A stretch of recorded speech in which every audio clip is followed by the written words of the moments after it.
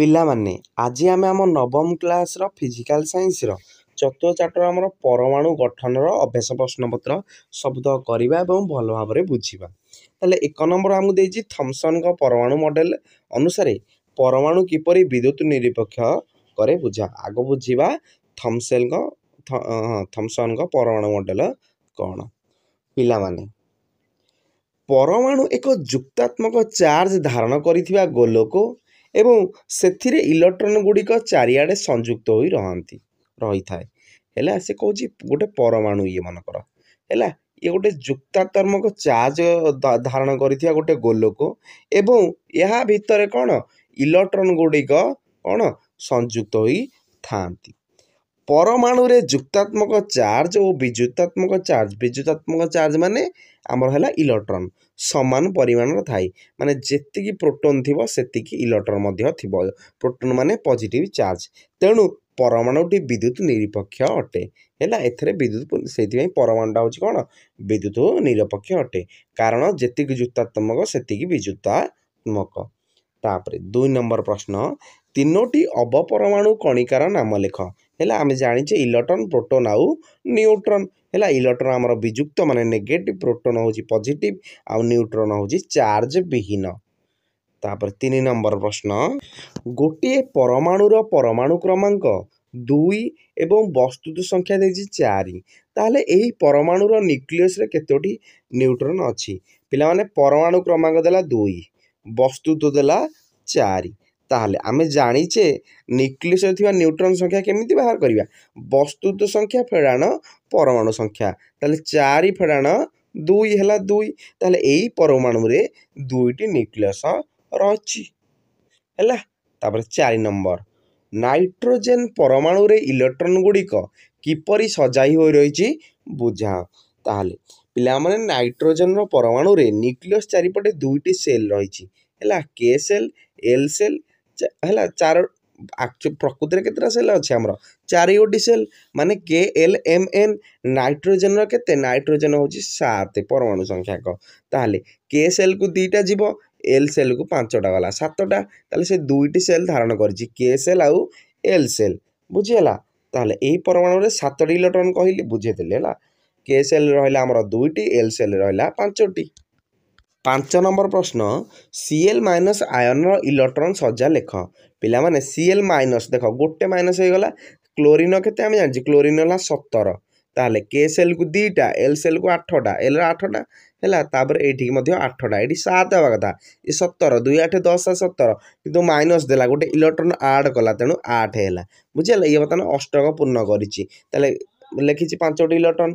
ତାହେଲେ ଏନ୍ର ଇଲେକ୍ଟ୍ରନ୍ ସଂରଚନା ହେଲା ନାଇଟ୍ରୋଜେନ୍ ଲେଖିକି କରିଦେଇଛି ଆଉ Clର ଇଲେକ୍ଟ୍ରନ୍ ସଂରଚନା। ତାପରେ 6 ନମ୍ବର ପରମାଣୁର ବାହ୍ୟତମ ସେଲ୍ରେ ସର୍ବାଧିକ କେତୋଟି ଇଲେକ୍ଟ୍ରନ୍ ରହିପାରିବ। ହେଲା ତାହେଲେ ଏଇଟା ଅକ୍ଟେଟ୍ ପିଲାମାନେ ଅକ୍ଟେଟ୍ ନିୟମ ଅନୁସାରେ ପରମାଣୁର ବାହ୍ୟତମ ସେଲ୍ରେ ସର୍ବାଧିକ 5 ଏଇଟା ହେଲା 8ଟି ହେଲା 8ଟି ଇଲେକ୍ଟ୍ରନ୍ ରହିପାରିବ। ହେଲା ତାପରେ 7 ନମ୍ବର ଏମ୍ ସେଲ୍ରେ ସର୍ବାଧିକ କେତୋଟି ଇଲେକ୍ଟ୍ରନ୍ ରହିପାରିବ। ପିଲାମାନେ ଆମେ ଜାଣିଛେ ଫର୍ମୁଲା ଆମର ହେଉଛି 2n²। ହେଲା କେ ଏଲ୍ ଏମ୍ ଏମ୍ ମାନେ 3 ନମ୍ବର ଆଇଲା ମନେ ରଖ। କେ ସେଲ୍ 2ଟା, ଏଲ୍ ସେଲ୍ 8ଟା, ଇଏ ହେଲା 18ଟା ବୁଝିହେଲା। 2n² ମାନେ 3 ହେଲା 2 × 1 ହେଲା 2 + 1 3ର ସ୍କୋୟାର ମାନେ 18ଟା ମନେ ରଖ 2 8 18 ହେଲା। 8 ନମ୍ବର ଆମକୁ ଦେଇଛି ସିଲିକନ୍ର ଯୋଗ୍ୟତା ତାର ଇଲେକ୍ଟ୍ରନ୍ ସଜ୍ଜାରୁ କିପରି ନିରୂପଣ କରାଯାଇପାରିବ। ପିଲାମାନେ ସିଲିକନ୍ର ପରମାଣୁ କ୍ରମାଙ୍କ ହେଉଛି 14। ହେଲା ତାହେଲେ 2 8 10 4 14। କେ ସେଲ୍କୁ 2ଟା, ଏଲ୍ ସେଲ୍କୁ 8ଟା, ଏମ୍କୁ 4ଟି ଅର୍ଥାତ୍ ଏହାର ବାହ୍ୟତମ କକ୍ଷରେ 4ଗୋଟି ସେଲ୍ରେ 4ଟି ଇଲେକ୍ଟ୍ରନ୍ ରହିଛି। ସିଲିକନ୍ ପରମାଣୁ ତାର ବାହ୍ୟତମ କକ୍ଷରେ ଥିବା 4ଟି ସଂଯୋଜକ ଇଲେକ୍ଟ୍ରନ୍କୁ ଭିନ୍ନ ପରମାଣୁ ସହ ମିଳିତ ଭାବେ ଇଲେକ୍ଟ୍ରନ୍ ସହଭାଗ କରି ସଂଯୁକ୍ତ ହୋଇଥାଏ ଏବଂ ନିକଟତମ ନିଷ୍କ୍ରିୟ ମୌଳିକ ପରମାଣୁର ସଂରଚନା ରୂପ ପ୍ରାପ୍ତ ହୋଇଥାଏ। ତେଣୁ ସିଲିକନ୍ର ଯୋଗ୍ୟତା ହେଉଛି 4। ପିଲାମାନେ ତାର ଆଉ ବାହ୍ୟତମ କକ୍ଷରେ ଅଷ୍ଟପୂର୍ଣ୍ଣା କରିବା ପାଇଁ 4ଟି ଇଲେକ୍ଟ୍ରନ୍ ଦରକାର ଏବଂ ବାହ୍ୟତମ କକ୍ଷରେ 4ଟି ଇଲେକ୍ଟ୍ରନ୍। ତାହେଲେ ମନେ ରଖିଥାଅ ସେଇଟା ହେଲା ଆମର ଯୋଜ୍ୟତା କହିବା। ହେଲା। ତାପରେ 9 नंबर गोटे परमाणुर परमाणु क्रमांक होची 8 एथिरे केतोटी इलेक्ट्रॉन अछि देखा हला जेतिटा ये थिबो सेतिटा इलेक्ट्रॉन ताले 8टी इलेक्ट्रॉन अछि। 10 नंबर प्रश्न हमर हाइड्रोजन तीनोटी आइसोटोप रो नाम लेख हला हाइड्रोजन बा प्रोटियम हला तापरे ड्यूटेरियम आउ टाइट्रियम हला ड्यूटेरियम 1 2 ये हला टाइट्रियम तीनोटी आइसोटोप। 11 नंबर गोटे मौलिकर प्रतीक देछि x यार परमाणु क्रमांक 15 वस्तुत संख्या हला 31 ए समस्त को संक्षेप रे किपरि पिला माने तो मन एटा हमर हला x परमाणु क्रमांक को हमें तळे लिखिया 15 हला आउ समस्त संख्या को 31 लिखिबा हमकु मन रखिया एटा हम 1 रु 20 जाके पढी दबा हला हमें एमिति लिखिबा बुझिला सांकेतिक रूप हम पचारछि x हला परमाणु क्रमांक को तळे लिखिबो आ मौलिक जो समस्त संख्या को ऊपर लिखिबो 31। तापरे 12 नंबर आइसोटोप कौन उदाहरण सह लेख पिला माने परमाणु क्रमांक समान थाई बहुत संख्यक भिन्न होइथिबा परमाणु गुडी को आइसोटोप कहा जाय बुझिले बुझी पारियो उदाहरण देख आग देख पिला नाइट्रोजन हैला 7 14 7 15 तले परमाणु क्रमांक यार मध्ये 7 तार मध्ये 7 ताले परमाणु क्रमांक समान थाई हैला ताले समान हैला समान अछि एई दिटा आइसोटोप बुझिला तांग वस्तुत संख्या भिन्न हैला 14 गोटे हैला 15 गोटे हैला ताहले परमाणु संख्या समान थाई जदि वस्तुत भिन्न हुए ताहले ताको आमे आइसोटोप बोली कहिबा। ऑक्सीजन मध्ये एठी तीनटा देइछि हैला 8 16 8 17 8 18 मध्ये।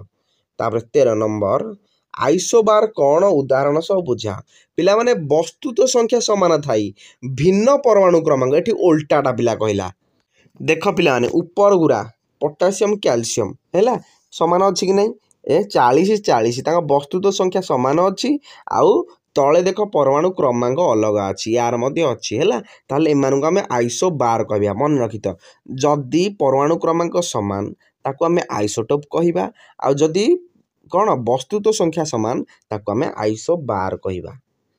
तापरे 14 नंबर आइसो बार मध्यरे प्रभेद आइसोटोप आइसोटोप हैला एबे कहि देली सबतक हैला परमाणु क्रमांक समान थाई जदी वस्तुत भिन्न ताले आइसोटोप ताले जदी कोन एठी परमाणु क्रमांक भिन्न एवं वस्तुत संख्या समान ताको आइसो बार कहिबा हैला।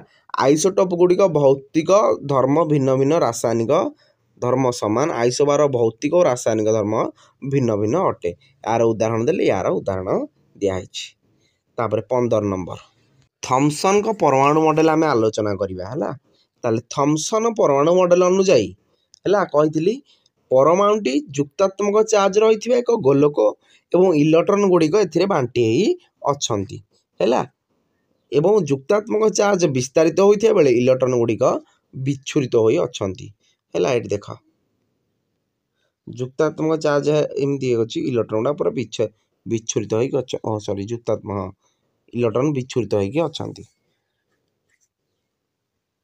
हैला एई नियम एई मॉडल वैज्ञानिक द्वारा ग्रहण होई पाला नाही बेसी दिन पर्यंत तथ्य गुडी को ताले टॉमसन कोन कहिथिले टॉमसन को प्रस्ताव अनुसार परमाणु एक जुक्तात्मक चार्ज धारण करिथिबा गोलक एवं एथिरे इलेक्ट्रॉन गुडी को सबुआडे दृढ़ भाव रे संयुक्त होई रही थांती एवं परमाणु रे जुक्तात्मक चार्ज और विजुतात्मक चार्ज समान परिमाण थाए तेणु परमाणु विद्युत निरपेक्ष अटे एटा प्रथम रो मध्ये हमें पढ़ी थिले हैला एठी खाली चित्र करियो लॉन्ग क्वेश्चन जेहेतु 16 नंबर पड़े परीक्षा रे रदरफोर्ड सुनापातिया परीक्षा हैला एथरे से कोन करले परमाणु मध्य रे इलेक्ट्रॉन गुडी को किपरि सजै होई रहिचंती से विषय रे जानिया पे परीक्षा करले देखो एटा चित्र सुनापातिया परीक्षा अल्फा कणिका अछि हैला से कोन करले परीक्षा रे खंडे पतला सुनापातिया ऊपर तीव्र बेगरे आल्फा कणिका को निक्षेप करि गले हैला एवं आल्फा कणिका हेउची हीलियम आयन हैला He2+ एटा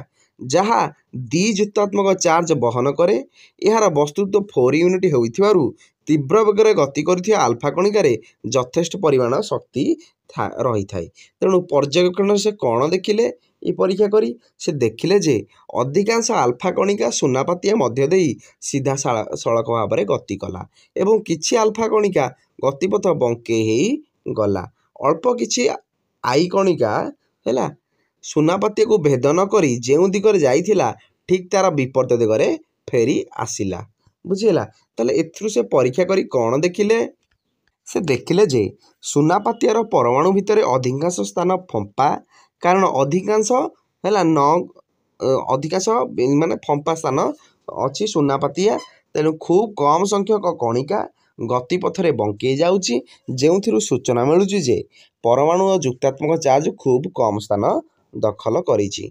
अति अल्प केतक आल्फा कणिका सीधा आगक न जापरि 180 डिग्री कोण रे विक्षेपित होई पछकु फेरी आउछि। एथिरु सूचना मिलूँ जे सुना परमाणुर समस्त जुक्तात्मक चार्ज और वस्तुत्व केन्द्रीभूत होई परमाणु मध्य खूब कम स्थान अधिकार करिछि। 17 नंबर प्रश्न आम पिला माने रदरफोर्ड को परमाणु मॉडल विषय बुझा है। ताले रदरफोर्ड तांको सुनापातिया परीक्षा को भित्ति करी एक परमाणु मॉडल प्रस्ताव देइथिले। एही मॉडल अनुसार कौन है परमाणु एक जुक्तात्मक चार्जित केन्द्र रही आम न्यूक्लियस कहवा है। इलेक्ट्रॉन गुड़िक न्यूक्लियस चारिपटे इलेक्ट्रॉन गुड़िक न्यूक्लियस चारिपटे थिबा फांका स्थान निर्दिष्ट कक्षपथरे घूरी बुलुछंती। परमाणुर आकार तुलन में न्यूक्लियस आकार खूब छोट है न्यूक्लियस पूरा छोटियाटे। तापर 18 नंबर बोर को परमाणु मॉडल रदरफोर्ड मॉडल ठारू किपरि भिन्न बुझा पिला माने बोर को प्रस्तावित मॉडल इलेक्ट्रॉन गुड़िक न्यूक्लियस चारिपटे विभिन्न शक्ति स्तर में बांटी होता किंतु रदरफोर्ड को प्रस्तावित मॉडल रे परमाणु मध्य अति क्षुद्र न्यूक्लियस अवस्थित और इलेक्ट्रॉन गुड़िक यार चारिपटे घूर्णन करती है। यही मॉडल आमर बोर मॉडल स्थायित्व बुझाई पारिला किंतु रदरफोर्ड मॉडल स्थायित्व विषय बुझाई पारिना नथिला एवं बोर मॉडल परमाणु वस्तुत्व परमाणुर न्यूक्लियस हेतु थिला एठी परमाणु वस्तुत्व न्यूक्लियस केन्द्रीभूत थिला। 19 नंबर तापरे आइसोटोपर चारोटी व्यवहार लेखिबा ताले यूरेनियम आइसोटोपर न्यूक्लियर रिएक्टर जाळेनी रूपे व्यवहार करा जाए आ कोबाल्टर एक आइसोटोप कैंसर रोगर चिकित्सा व्यवहार करा जाए। आयोडीन एक आइसोटोप थायरॉइड ग्रंथि रोगर चिकित्सार व्यवहृत हुए। केतेक कृत्रिम आइसोटोप कृषि और शिल्प क्षेत्र में व्यवहार करा जाए। 20 नंबर गोटे निष्क्रिय मौलिकर इलेक्ट्रॉन सजा लेख ये हिलियम नियन आर्गन क्रिप्टन जेनन रैडन एसबू आम निष्क्रिय मौलिक है करदे इलेक्ट्रॉन सजा बुझेगा। संपूर्ण चैप्टर सरीगला। वीडियो भल लगी सांग मान पाक शेयर करदेव। चैनल को नुआ आसले सब्सक्राइब करदेव।